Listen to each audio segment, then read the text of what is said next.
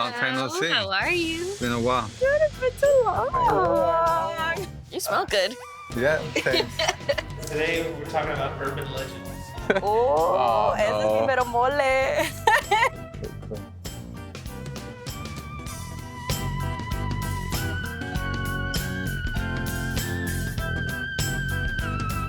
Urban legends. If you look up urban legend in the dictionary, no, I'm kidding.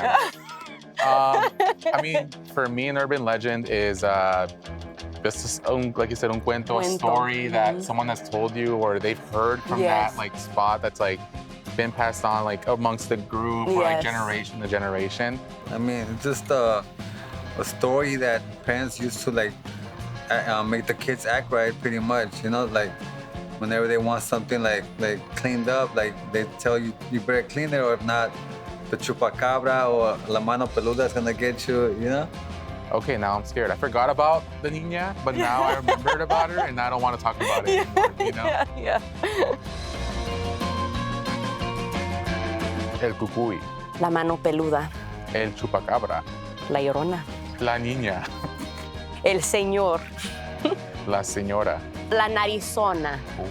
In Colombia, there's another one called El Patas, which is the devil. And at nighttime when you sleep, he grabs you by the feet and yanks you to hell.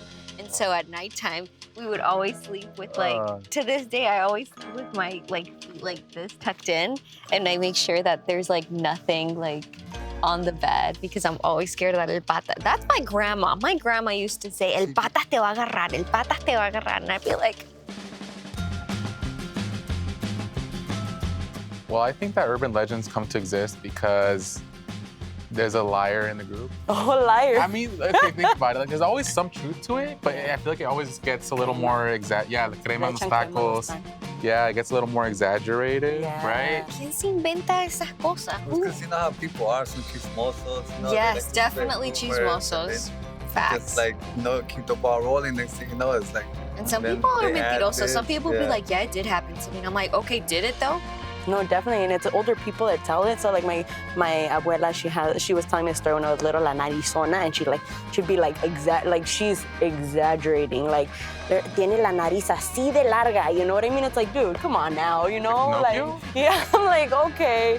People were more creative. Now everybody just wants to like think like Chucky's real, or what else do they have? Hold on, Chucky is real. Chucky? Yes, Oh, like, I close every single night. I close my closet door because I'm not trying to let Chucky come out of there. And nobody got time for that.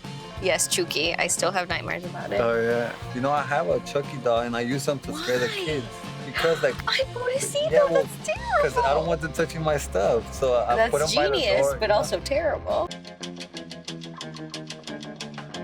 I think that it's more like, I think it's naturally in us, huh? Like I don't know. I feel like the art of storytelling is kind of passed down from person to person, and so as a child, I like heard the way my abuela kind of talks and kind of like, kind of exaggerates with certain things, and I tend to do the same because it kind of passed down from her to me, and then I'm gonna pass it down to my kids when telling them stories. So I feel like it's in us, you know what I mean? And we just hear so many stories. Latinos are such dramatic storytellers, and it's because of the Catholic Church. That's right, I said it. These stories from the Bible and like the way they tell them, they just kind of, they're a little bit fear-mongering, and Latinos love that. And then obviously like the mannerisms, the way, like you were talking the whole time, With you the know, hands. yeah, and I'm like, Yeah. And so that draws you in, It's and then true. It's not just like how we say it, it's how we kind of like use the hands y tenía, you know you what get I into mean? character. Yeah, you get into y luego está así, you know, like la mano peluda, you know, it's just like all that stuff.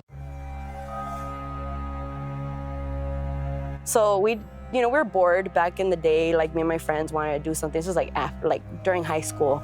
And we're like, okay, let's go to the cemetery at night, like midnight. It was one of the crazy things. I we would did when never. we were young. So we were like, let's go to the cemetery and let's just, walk around. And it was like midnight. And then all of a sudden, like, my friend, he starts yelling like, oh, come, like that. I'm like, dude, why would you do that? It's not even funny, So literally 2 weeks after that, like about 2 weeks, I'm sleeping, it's 2 a.m., Like I'm in bed, like, you know, REM sleep, like deep into sleep. All of a sudden, like the wall behind my bed, just you hear, vroom, like just like big hit, like Paranormal Activity, like big, like someone hit that hard. And then I just woke up like, oh my God, imagine getting up at like deep sleep like that. And I'm like, oh my God, like what the heck, like dude, what the heck, you know? And I turn on the light and I'm like, oh, it was just a dream, it was just a dream. And I look and I see I had this little chandelier on the corner of my room, like one from IKEA, those little chandeliers. And then it was just like, it was swinging. The details. It was, I had to, see, we're good storytellers. But it was swinging. It was just swinging. And I'm like, oh, so it kind of reassured me that it was not just a dream, it was real. So I'm like, Dad, Papi, Papi. And like my dad, like he comes running downstairs in chonies, just boxers, like he's like, ¿Qué pasó? ¿Qué pasó? You know, he comes in my room, ¿Qué pasó? ¿Qué pasó? And like belly out and everything, you know? And pobrecito los pelos parados, you know? And he's just like, ¿Qué pasó? ¿Qué pasó? And I'm like, ay, hay alguien aquí, hay alguien aquí. He goes, salte, güey, salte. You know, salte, güey. And I'm just like, you know, I'm scared, dude. And nada. Nada salió. But no, nada salió. No salió el güey. Oh. But dude, like, like he probably thought someone tried breaking in or something. Well, but dude, that was scary. I was crying. I'm definitely gonna scare my kids with urban legends. I'm talking about La Llorona, La Mano, Peluda, El Chupacabra. I'm gonna put as much into their brains as they possibly can. It's fun. I mean, it's kind of fun. It's like fun to be scared. I remember being like, I would think I would pass these down. One, you know, it's like, you know, I would like my children to kind of experience like what I experienced, like of the, oh my God, and what happened, you know, you're just so drawn into it, like the spookiness of everything. And it's even spookier when you say it in your motherland, like Mexico, and like you're there and, you know, hear the cuentos. I would like to kind of pass that down. It helps a lot, like being a parent and wanting them to go to bed early or like, you know, I don't think that's gonna make them go to bed early. Urban legends, no, they're gonna be scared to sleep. Who knows? It might scare them a little bit, but it'll be good like when they're being like bad. Yeah. Like I'm gonna get like la narizona. El señor va a venir. Yeah.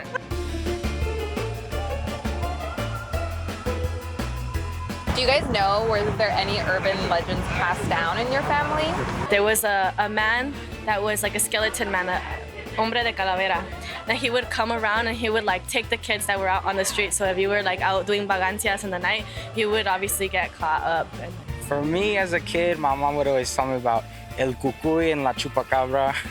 My dad thinks he heard the Llorona when he was like 10 in Mexico, and he like woke up to go to the restroom, but like outside, the restroom's like outside, and he swears that he heard the Llorona and he like ran back inside, and that's a story that he tells a lot. Will you tell kids about these stories? I think I'd pass it down, but I don't think I'd pass it down as a way to, you know, cause fear onto my children like my mother did to me. It's kind of part of our tradition. We have to like keep it going on. Do you guys believe in them now?